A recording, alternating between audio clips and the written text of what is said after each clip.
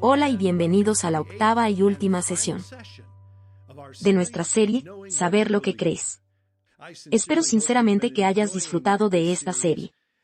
Y esta sesión final, como pueden ver, será sobre el rapto, el segunda venida y el juicio final. Ya sabes, cuando hablamos del rapto y la segunda venida, creo que hay una razón justa. Cantidad de cristianos que realmente no comprenden del todo la diferencia entre esos dos acontecimientos. Haremos todo lo posible para desenredar esa pregunta en particular y ayudarle a obtener una respuesta. Una mejor comprensión de lo que van a suceder durante los últimos días a medida que se relaciona con la venida de nuestro Señor Jesús. Entremos en el rapto. En el rapto, el Señor en realidad no regresa a la tierra.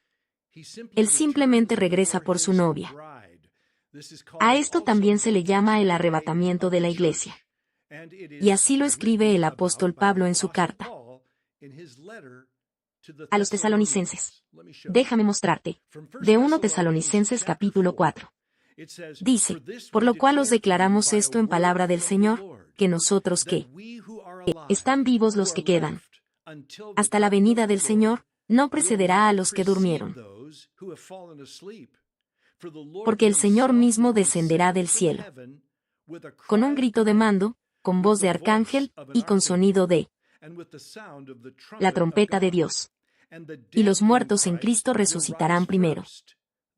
Luego nosotros los que vivimos, los que hayamos quedado, seremos arrebatados juntamente con ellos en las nubes, para encontrar al Señor en el aire. Y así seremos siempre con el Señor. Hay varias cosas de este pasaje que quiero señalar. El primero de los cuales es que obtenemos nuestra palabra rapto de algunas palabras de este pasaje. Las palabras en inglés atrapadas que ves allí en ese pasaje provienen de la palabra griega harpazo. Ahora bien, si tradujeras el Nuevo Testamento al latín, la palabra sería rapuro. Y es ahí donde sacamos nuestra palabra. Rapto. Ser atrapado. Lo siguiente que aprendemos es que aquellos que están vivos en la tierra que están creyentes no serán alcanzados delante de aquellos que ya habían fallecido en Cristo. Aquí es donde Pablo dice, nosotros los que vivimos, los que habremos quedado hasta la venida del Señor, no precederá a aquellos que se han quedado dormidos. Y eso simplemente significa que los muertos en Cristo resucitarán primero.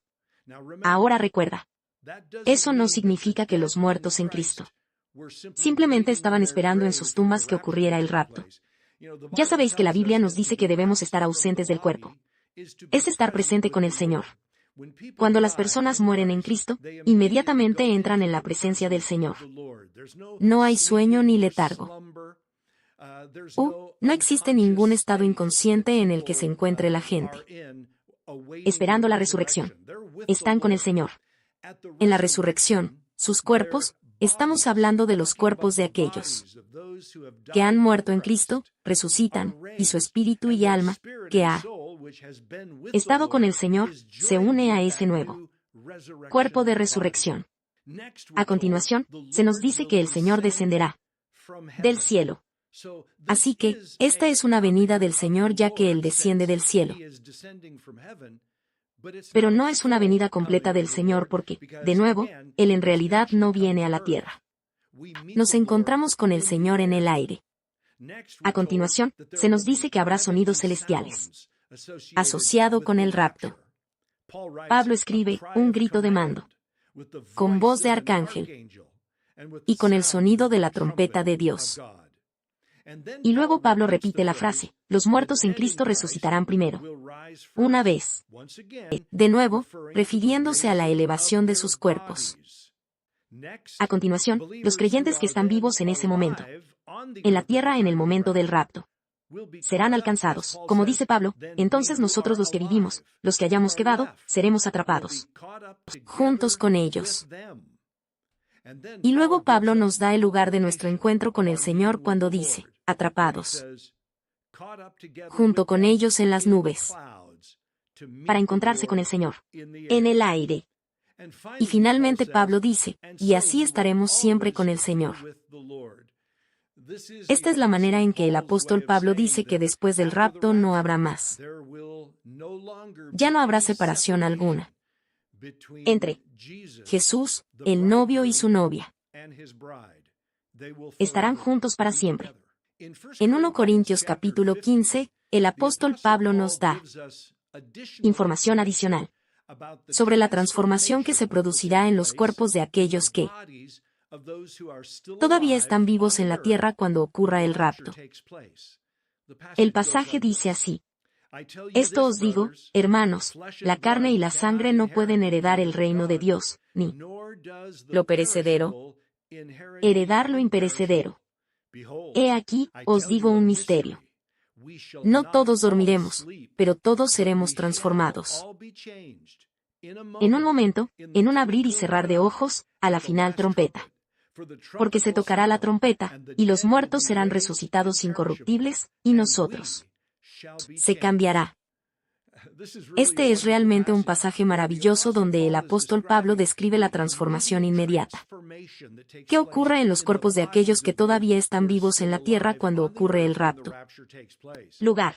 Quiero decir, una cosa es tener tu cuerpo de resurrección resucitado. Pero ¿te imaginas estar en la tierra y aún así vivir?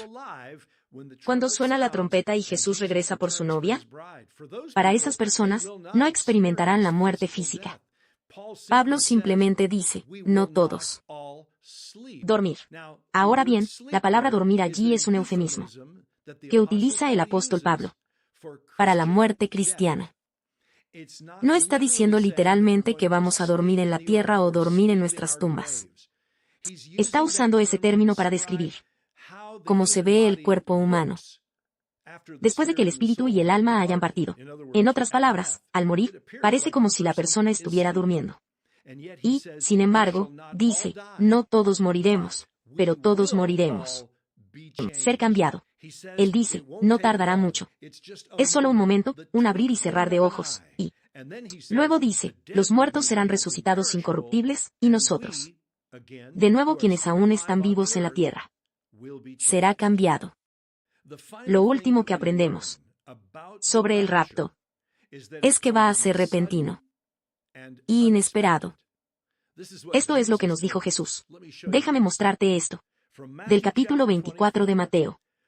Porque como en los días de Noé, así será la venida del Hijo del Hombre. Porque como en aquellos días antes del diluvio, estaban comiendo y bebiendo, casándose y dando en matrimonio hasta el día en que Noé entró en el arca. Y ellos no lo sabían, hasta que vino el diluvio y los arrastró a todos.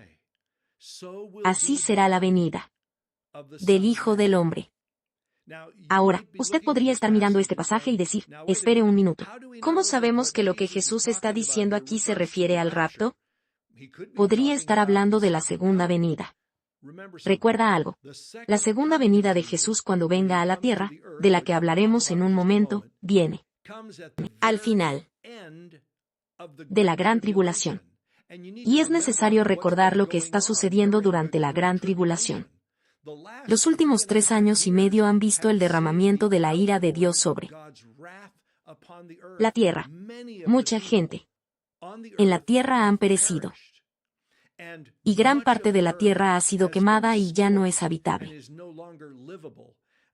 Sinceramente, dudo que para ese entonces la gente siga viviendo con normalidad. Comer y beber, casarse y darse en matrimonio. No, al final de la tribulación va a ser un tiempo terrible.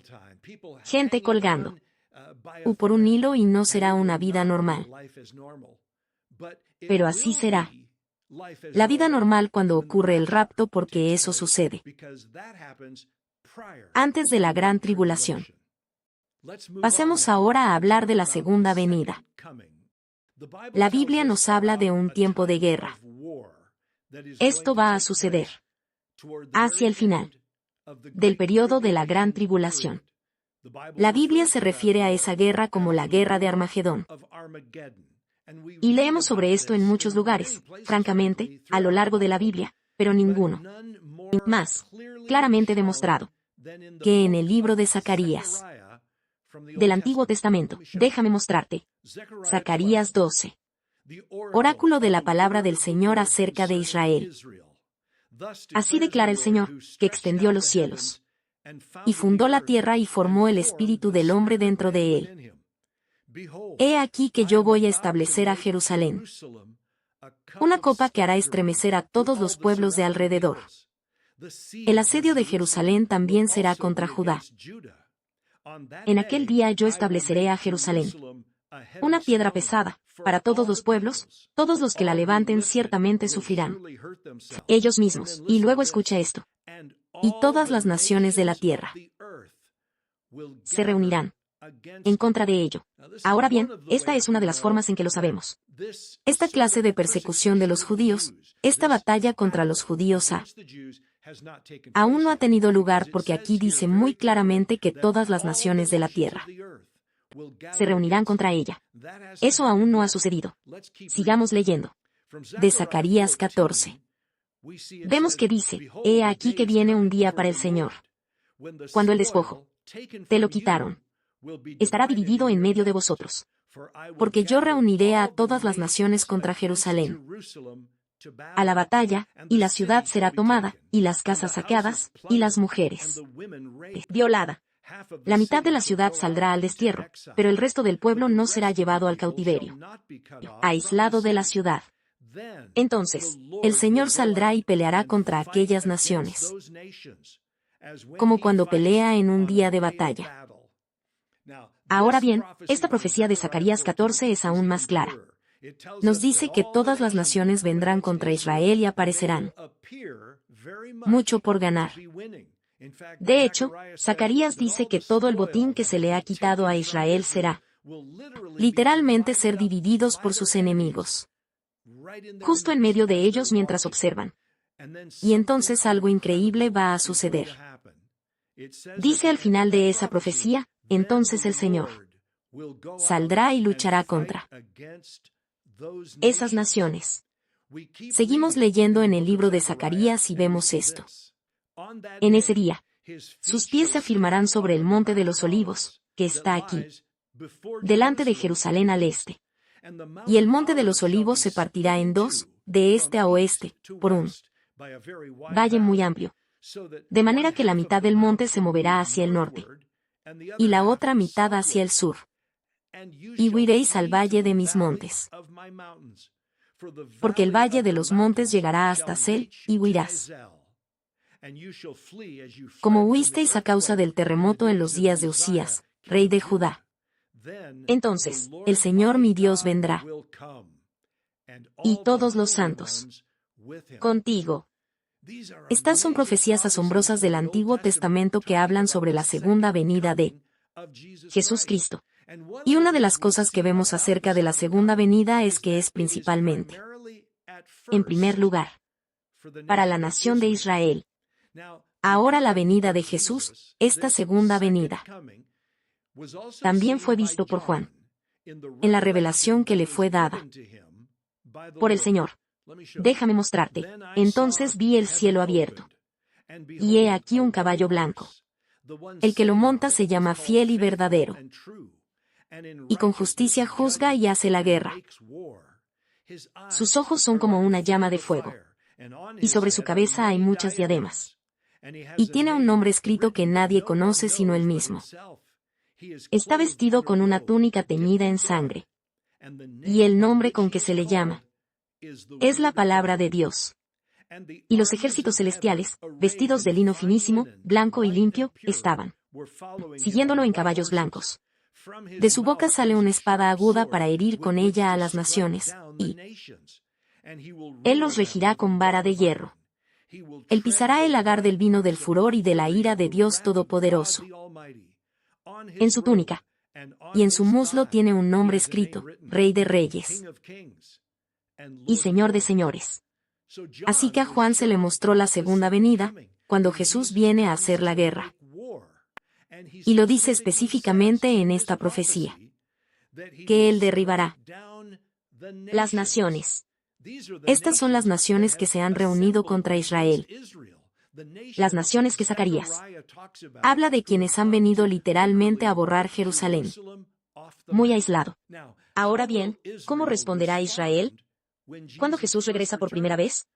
Ahora bien, esto es muy interesante. Regresamos a Zacarías para aprender que al principio será un tiempo de gran duelo. Déjame mostrarte algo desde Zacarías 12. Derramaré sobre la casa de David y sobre los moradores de Jerusalén un espíritu de gracia y súplicas de misericordia, para que cuando me miren a mí, a quien traspasaron, llorarán por él como se llora por un hijo único, y llorarán amargamente por él, como se llora por un primogénito. En ese día, el luto en Jerusalén será genial. Quizás te preguntes, ¿por qué Israel va a llorar cuando Jesús regrese? ¿No estarán contentos con su regreso? ¿No estarán encantados de que su Salvador haya llegado también? ¿O para salvarlos de estas naciones reunidas que han venido? ¿Destruirlos? Bueno, ese es el punto. Se darán cuenta que su Salvador, el que ha venido, vino una primera vez. Y no le reconocieron aunque vino a su propio pueblo. Y por eso llorarán. Pero de ese tiempo de luto, vendrá un tiempo de salvación. Se darán cuenta de que Él es el Salvador, el que murió en la cruz, para perdonar sus pecados. Mira este pasaje de Zacarías 13. En aquel día habrá una fuente abierta para la casa de David y los habitantes de Jerusalén, para limpiarlos del pecado y la inmundicia. En otras palabras, habrá un colectivo torneado de Israel al Señor. En ese tiempo, lo recibirán como su eterno Salvador, el que murió a llevar sus pecados. ¿Sabes? El apóstol Pablo habla de este mismo tiempo de Israel viniendo al Señor. Está en el libro de Romanos. Déjame mostrarte. Romanos 11. Para que no seáis sabios en vuestra propia opinión, no quiero que ignoréis este misterio. Hermanos, ha venido sobre Israel un endurecimiento parcial, hasta que haya entrado la plenitud de los gentiles. Y de esta manera, todo Israel se salvará. Como está escrito, vendrá de Sión el libertador. Él desterrará impiedad por Jacob. Y este será mi pacto con ellos, cuando me quito sus pecados. Pablo está citando un par de pasajes del libro de Isaías del Antiguo Testamento, que habla de este colectivo nacional, volviéndose al Señor, cuando Jesús regrese, en su segunda venida. Finalmente, este día especial del regreso del Señor será un día de victoria para Israel, ya que el Señor le permite luchar contra sus enemigos y también lucha por ellos. Déjame mostrarte. De Zacarías 12. En ese día, el Señor protegerá a los habitantes de Jerusalén, de modo que los más débiles entre ellos.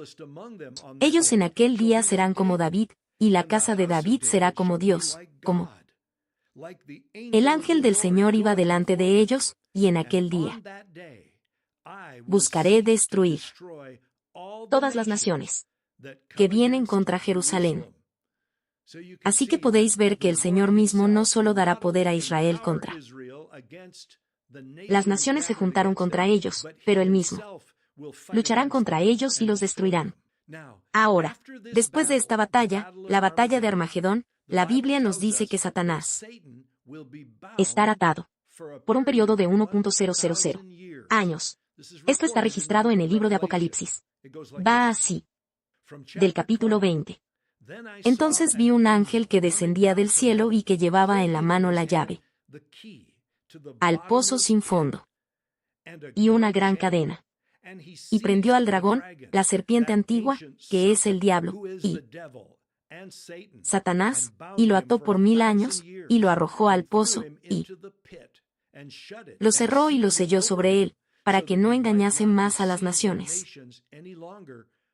Hasta los 1000 años se terminaron. Así comienza el periodo que llamamos el reino milenial. También se le conoce como el reino mesiánico, un periodo de 1.000 años sobre la tierra, cuando Jesús gobernará la tierra y traer paz y una prosperidad sin precedentes. Hay otros pasajes del Antiguo Testamento que hablan de esto. Temporada milenaria, cuando habrá cambios increíbles que tendrán lugar en la tierra. Déjame mostrarte. De Isaías 11. Herirá la tierra con la vara de su boca y con el espíritu de sus labios. Él matará al malvado.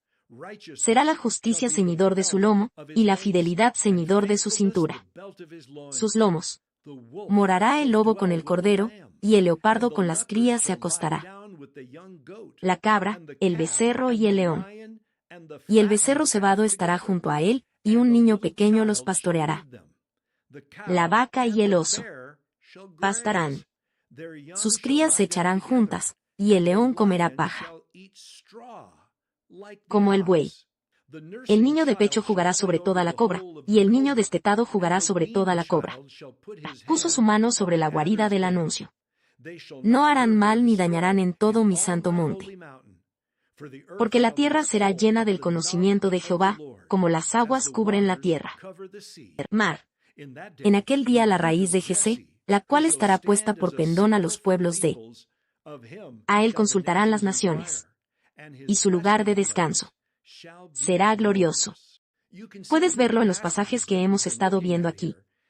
Que la segunda venida de Jesús se trata en gran medida de rescatar a Israel y trayendo juicio sobre las naciones del mundo que vienen a destruir Israel. Ahora, habrá algunas personas, aún durante la tribulación, quienes serán amigos de Israel. Hablaremos de eso un poco más adelante cuando hablemos de los juicios finales. Pero la segunda venida de Jesucristo a la tierra. Así será. Israel. Israel. Pasemos al juicio final. Ya sabes, cuando lees el Nuevo Testamento, aprendes que en realidad hay varios pasajes diferentes. Juicios que se van a llevar a cabo. De hecho, cuando ves la palabra tribunal en tu Biblia en inglés, esa es una sola palabra griega que se pronuncia BMA. Y un asiento de la BMA o un asiento de juez era una plataforma elevada, donde se llevaron a cabo los juicios. Y se dictaron sentencias de condenación o sentencias de recompensa. También tuvo lugar. La mayoría de los cristianos conocen el Basi juicio como el tiempo cuando Dios quiera dar recompensas al pueblo de Dios. Como creyentes, sabemos que no seremos juzgados por nuestro pecado. Y la razón por la que sabemos eso es por Jesús. Tomó nuestro juicio en la cruz. Y ya no queda ningún juicio para los creyentes en lo que se refiere al pecado. Por eso el apóstol Pablo escribió esto en 1 Tesalonicenses 5. Porque Dios no nos ha destinado por la ira, sino para obtener la salvación por nuestro Señor Jesucristo. Y en Romanos capítulo 8, escribió, ¿quién condenará? Cristo Jesús es el que murió. Más aún, ¿quién fue criado? ¿Quién está a la diestra de Dios? ¿Quién es en verdad el que intercede para nosotros? Pablo está diciendo literalmente en este pasaje, ¿quién queda? ¿Condenar? Ya no queda nadie que nos condene sino aquel que viene a juzgar. Es el que murió por nosotros. Así que el juicio que espera a los creyentes es un juicio de recompensas.